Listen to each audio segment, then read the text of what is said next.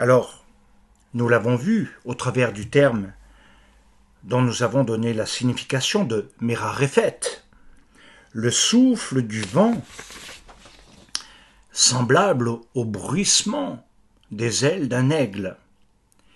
Alors j'ai voulu voir également, sans pouvoir totalement analyser ce qui serait extrêmement long, mais en même temps très intéressant, de voir que l'aigle possède des capacités, des caractéristiques phénoménales.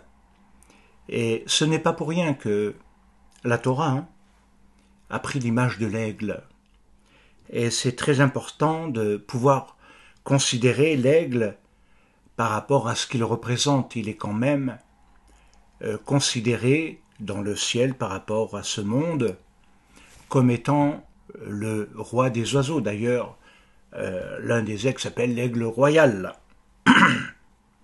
Et parallèlement, dans le niveau terrestre, par rapport au rameau qui sortira du tronc d'Isaïe, le Netzer qui naîtra de ses racines, lié à la tribu de Yehuda, dont le symbole est aussi un animal. C'est assez étrange, mais c'est également un animal qui est très important.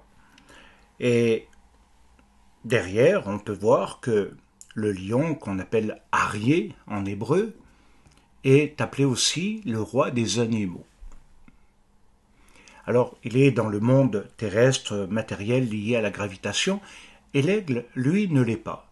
Ce sont deux mondes complètement différents, mais en même temps, ils sont ensemble. On ne peut pas les dissocier. Et on ne peut pas les séparer, on ne peut pas les ignorer. C'est impossible de le voir comme cela. Alors, considérez l'aigle comme étant le roi des oiseaux, qui est en relation avec la joie, eh bien, c'est quelque chose de fondamental. Alors, derrière, nous retenons bien que dans le Olam Hazé, il est bien question de Aryeh, le lion, qui est le roi des animaux, dans le rugissement et d'une force incroyable. Ces deux animaux sont liés à deux symboles. Pour le lion, en rapport avec notre passage, mais il y en aurait bien d'autres,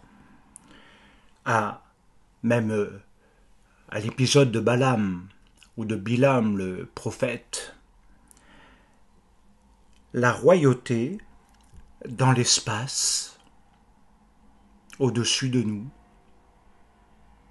dans l'univers impalpable, c'est l'aigle royal. Dans l'espace terrestre, matériel, le lion sur terre représente la tribu royale d'Israël. Et le Messie représente le lion de la tribu de Yehuda. Alors, de ce fait, sont réunis les deux niveaux, celui du Olam Hazé et celui du Olam Haba, mais avec des formes quelque peu quand même différentes.